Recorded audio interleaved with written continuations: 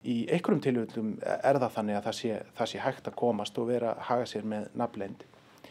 En það kannski skilur eftir að þetta getur lögreglan í mjög mörgum og ef ekki flestum tilfellum komist að því hvaðan viðkomandi að skrifa og komist þá að því hver það sem að birta efni.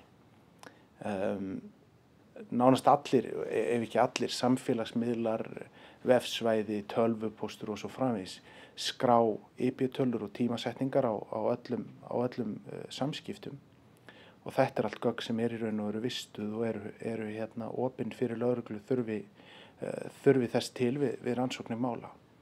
Og þetta þetta gögn sem eru notuð í dag að gríðarlegum af töluverðu leyti til þess að komast að því hver að birta efni.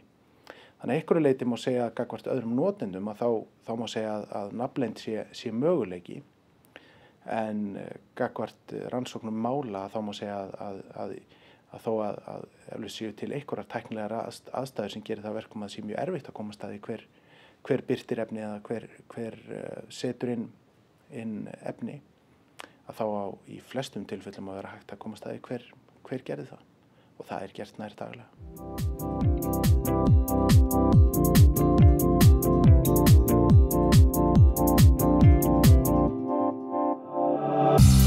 Though it doesn't seem that way alone.